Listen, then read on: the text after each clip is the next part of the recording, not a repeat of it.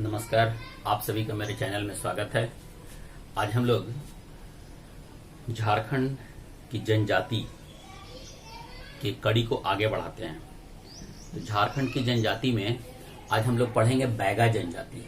बैगा जनजाति का इतिहास एवं उसकी शासन व्यवस्था, ये दोनों पार्ट को हम लोग आज यहाँ पर देखेंगे, जिसमें हम लोग को विस्तृत रूप से नहीं जानने का जरूरत है। हम लोग इसका कुछ जो मेन पॉइंट्स है वो हम लोग यहाँ पर देखेंगे। इसके विस्तृत जानकारी के लिए हम लोग यहाँ इस वीडियो को नहीं बना रहे हैं, ठीक है। तो इसलिए आप यहाँ पर ये कभी मत सोचिएगा कि यहाँ पर ये छूट गया वो छूट गया, इसलिए कि हमको जो हमारे जो एग्जाम में जो आने वाला चीज है हम उसको यहाँ पर फोकस कर रहे हैं, ठीक है। इसलिए कि हम यहाँ पर कोई रिसर्च करने के लिए नहीं आए हैं। तो बैगा जनजाति जो है ये झारखंड में पाई जाने वाली जो 32 जनजाति है उसमें से एक जनजाति ये है। यह झारखंड में ये अल्पसंख्यक जनजाति है। अल्पसंख्यक जनजाति है। ये किस समूह का है? ये प्रोटो ऑस्ट्रोलैट इसका प्रजाति है। इसका प्रजाति है प्रोटो ऑस्ट्रोलॉइड।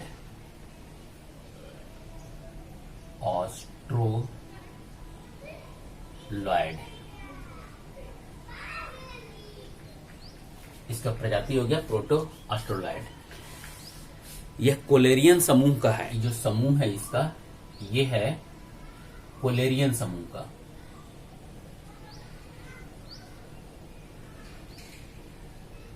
कोलेरियन समूह है ये। तो हम लोग यहां पर देखें कि बैगा जनजाति जो है वो झारखंड में पाई जाने वाली एक अल्पसंख्यक जनजाति है। इसका प्रजाति प्रोटो ऑस्ट्रोलॉइड है और इसका जो समूह है वो कोलेरियन समूह का है। ये झारखंड में कहां कहां निवास करती है? तो हम लोग यहां पर निवास स्थल पलामू, लातेहार, गढ़वा,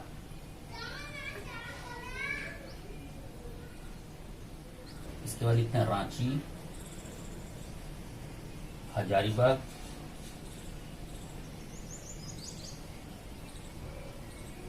और पश्चिमी सिंहभूम तथा पूर्वी सिंहभूम,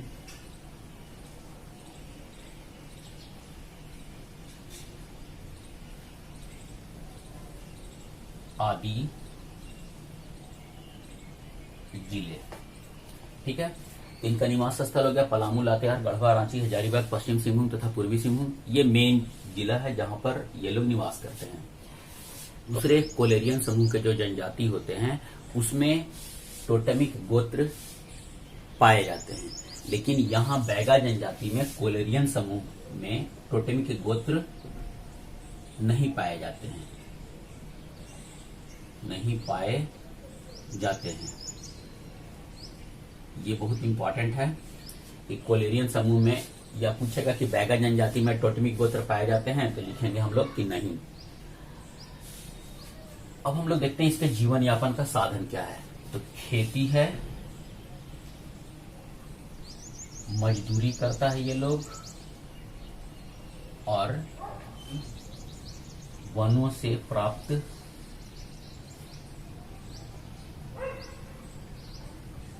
खाद्य सामग्री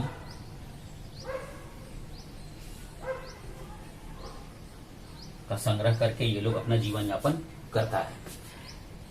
एक चीज और यहां पर है कि ये लोग जो वन से प्राप्त जो औषधि सामग्री होती है इसके ये जानकार होते हैं। वनों से प्राप्त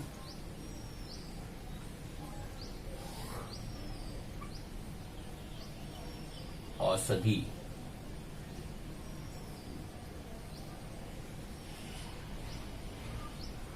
सामग्री के जानकार हैं। तो बैगा जनजाति के लोग को जो जंगल से जो प्राप्त होता है औषधि, उसके बारे में इन लोग को जानकारी है। इनका पवित्र पशु कौन है? तो पवित्र पशु है बाघ। इनका पवित्र पशु बाघ है।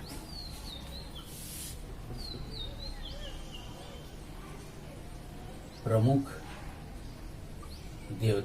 देवता है बड़ा देव। ये बड़ा देव कहाँ निवास करते हैं? सखुआ के वृक्ष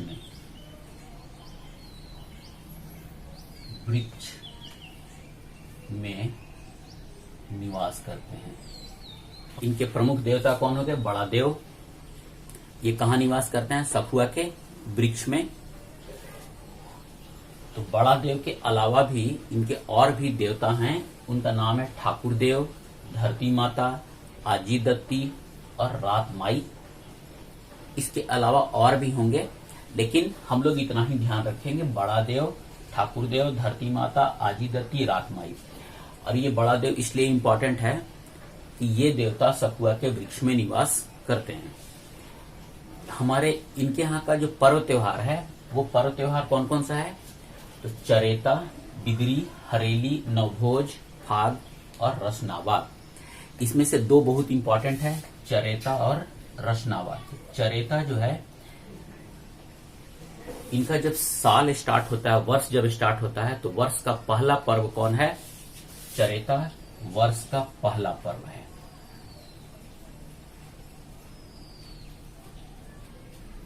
पहला पर्व है। और रसनावा जो है, ये प्रत्येक 9 वर्ष में 9 वर्ष पर मनाया जाता है। प्रत्येक 9 वर्ष पर मनाया जाता है। हम लोग दो चीज देखें, वर्ष का पहला पर्व कौन है? चरेता। और प्रत्येक 9 साल के बाद कौन सा पर्व मनाया जाता है? उसका नाम है रसनावा। तो ये दोनों इंपॉर्टेंट है। बैगा जनजाति में अनेक प्रकार की विवाह पद्धतियां प्रचलित हैं, जिसमें कुछ इंपॉर्टेंट जो है उसको हम लोग यहाँ पे लिखे हैं। जैसे लाम सेना विवाह, पैठुल विवाह, उठावा विवाह। तो लाम सेना विवाह जो है उसको हम लोग सेवा विवाह के नाम से भी जानते हैं। पैठुल विवाह जो है वो ढुकू विवाह के भी नाम से जाना जाता है। उठावा विवाह को हम लोग राजी खुशी विवाह भी कहते हैं। तो आपसे यहाँ पे क्वेश्चन यहाँ पे बनता है कि लाम सेना विवाह किस जनजाति में प्रचलित है? पहला तो ये हो गया। लाम सेना विवाह को इनमें से किस विवाह के नाम से और जानते हैं? या पैठुल विवाह को किस विवाह के नाम से जानते हैं? मतलब ये यहाँ पर ये बहुत इंपॉर्टेंट क्वेश्चन बनता है। तो लाम सेना विवाह को याद रखिएगा, सेवा विवाह भी कहते हैं। पैठुल विवाह को ढुकू विवाह भी कहते हैं, और उठावा विवाह को राजी खुशी विवाह भी कहते हैं। अब हम लोग देखेंगे नृत्य। इनका जो प्रधान नृत्य है, जो मेन है, वो है कर्मा नृत्य। ये बहुत इंपॉर्टेंट है। ये प्रधान नृत्य है। इसके अलावा ये लोग झरपट, बिमला, दशन, सैला, रीना नृत्य भी करते हैं। ये नृत्य हैं, कर्मा, झरपट, बिमला, दशन, सैला, रीना, है ना। तो अब यहाँ पर हम लोग देखेंगे, ये दशन या सैला, ये नृत्य को पुरुष लोग करते हैं। ये नृत्य पुरुष करते हैं। और महिला जो करती है वो है रीना नृत्य। रीना नृत्य ये महिला लोग करती है। ठीक है। तो ये भी इंपॉर्टेंट है कि बैगा जनजाति में पुरुष लोग कौन सा नृत्य करते हैं? तो दशन या सैला। और महिला कौन सी करती हैं? तो रीना नृत्य करती हैं। हो गया। इस तरह से हम लोग इसका जो इम्पोर्टेंट जो जनजाति का इतिहास था या उनका जो कल्चर था वो हम लोग यहाँ पर देखें। अभी हम लोग यहाँ पर देखेंगे बैगा जनजाति की शासन व्यवस्था। शासन व्यवस्था भी इनका बहुत छोटा होगा।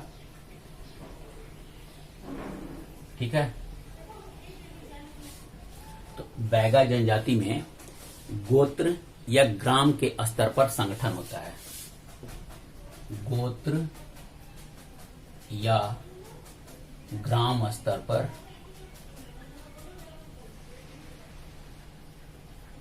संगठन होता है।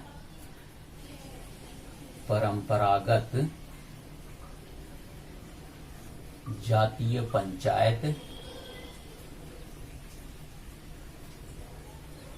ये ग्राम स्तर पर है, ग्राम स्तर पर है।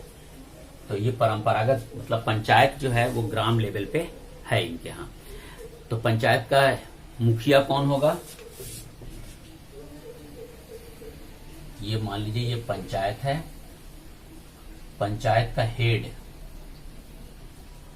जिसको हम लोग मुखिया भी बोलते हैं, हेड या मुखिया, हेड होता है मुकद्दम।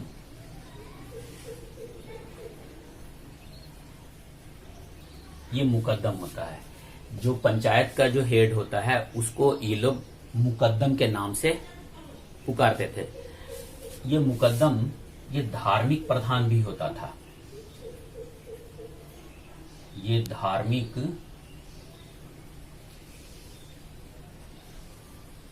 प्रधान भी होता था।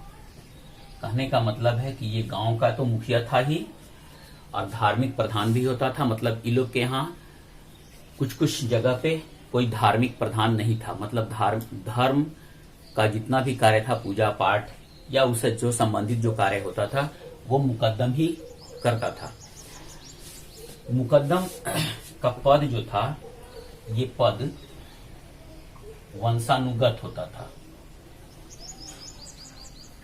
मुकद्दम का पद वंशानुगत होता था। मतलब जैसे कोई एक आदमी का जो मुकद्दम था, उसका जो बेटा होगा वो फिर मुकद्दम बनेगा, उसका बेटा होगा वो मुकद्दम बनेगा। मतलब कि उसको चुना नहीं जाता था, वो पद वंश के अनुसार चलता रहता था। इनकी सहायता के लिए 2 सहायक नियुक्त होते थे, सयाना और सीखें। तो यहां हम लोग देखें कि मुकद्दम का सहायक, ये लोग 2 सहायक होता था। हम इधर लिखते हैं, ये लोग था सहायक।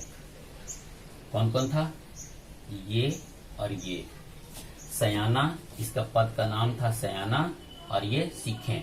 मुकद्दम का पद वंशानुगत था, लेकिन सयाना और सीखें जो था ये पद, ये वंशानुगत नहीं होता था, इसका निर्वाचन होता था। ये निर्वाचित होते थे। ये दोनों पद सयाना और सीखे पर जो भी व्यक्ति होता था वो निर्वाचित किया जाता था। एक पद था चारीदार। ये चारीदार ये पद होता था, ये संदेशवाहक होते थे। ये संदेशवाहक थे। चारीदार को संदेशवाहक कहा जाता था। इनका मुख्य काम था मुकद्दम से सूचना को ग्राम लेवल पे पहुंचाना, लोगों तक पहुंचाना, और लोगों के द्वारा जो सूचना दिया जाता था वो मुखिया तक पहुंचाना या मुकद्दम तक पहुंचाना होता था। मतलब ये संदेशवाहक थे, मैसेंजर थे। ये कौन? चारीदार। तो हम लोग यहाँ पर देखें कि 2-3 चीज बहुत इंपॉर्टेंट है। पहला, कि बैगा जनजाति का जो मुखिया होता था ग्राम लेवल पे, उसको क्या कहते थे? तो मुकद्दम कहते थे। ये कौन कौन सा काम देखता था? तो प्रशासनिक कार्य के अलावा धार्मिक कार्य भी ये देखता था। मुकद्दम का सहायक के लिए 2 पद थे, सयाना और सीखें। मुकद्दम का पद वंशानुगत होता था और सयाना और सीखें निर्वाचित पद होते थे। इस पे गांव की जनता ही उनको नियुक्त करती थी। ये मुकद्दम के सहायता के लिए होते थे। उसके बाद एक संदेशवाहक होता था जिसका पद का नाम था चारीदार। इसका काम क्या था? संदेश को मुकद्दम तक पहुंचाना और मुकद्दम के द्वारा दिया गया संदेश को गांव लेवल तक पहुंचाना। इसके बाद ये मुकद्दम जो की था, ये विभिन्न प्रकार के अपराधों पर का फैसला सुनाता था। ये इनके यहाँ का जो आपसी झगड़ा होता था, गांव लेवल पे जो आपसी झगड़ा होता था, वो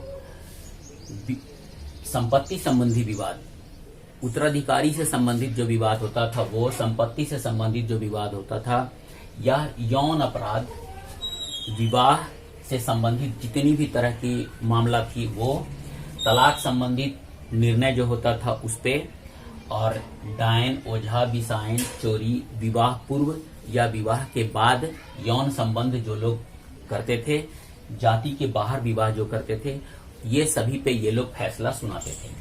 इस पे ये लोग इस सारे मामलों का निपटारा, ये सभी मामलों का निपटारा कौन करता था? गांव का जो मुखिया था, मुकद्दम, निपटारा मुकद्दम के द्वारा किया जाता था, मुकद्दम के द्वारा किया जाता था। ये जो फैसला, जो पंचायत लेवल पे जो फैसला जो सुनाया जाता था, उस फैसला को सभी लोग मानते थे, और जो उसको नहीं मानते उनको, जो बैगा जनजाति के जो और भी जो वरीय सदस्य थे, उनके सहमति से उसको जाति से बाहर कर दिया जाता था, जाति से बहिष्कृत कर दिया जाता था। ये लोग जो इस फैसला जो सुनाते थे, इस पे ये लोग दंड लगाते थे। दंड दो तरह का होता था, एक आर्थिक दंड और दूसरा शारीरिक दंड। जो दंड को जो नहीं मानते थे उनके लिए समाज के वरीय सदस्यों के द्वारा इनको जाति से बहिष्कृत कर दिया जाता था। ये दंड को जो नहीं माने,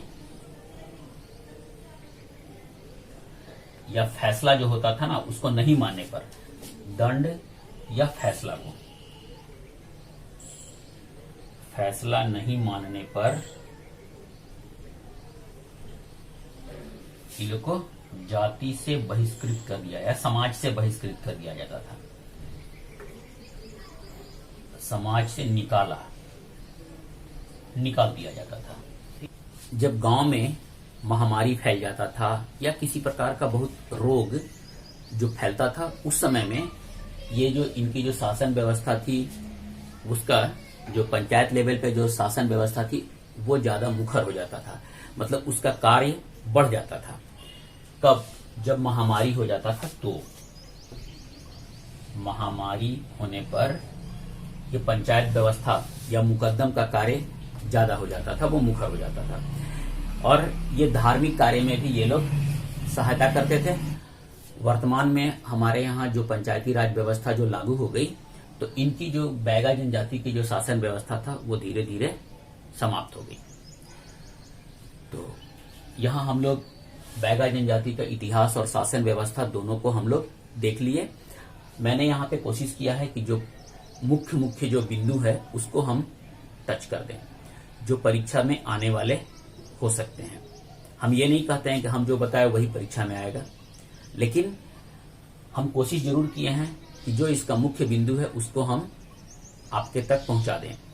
तो यदि आपको मेरा ये वीडियो अच्छा लगा हो तो प्लीज लाइक और शेयर जरूर कीजिएगा, और यदि आप मेरे चैनल पर नए हैं तो प्लीज मेरे चैनल को सब्सक्राइब जरूर कीजिएगा। पूरा वीडियो देखने के लिए बहुत बहुत धन्यवाद।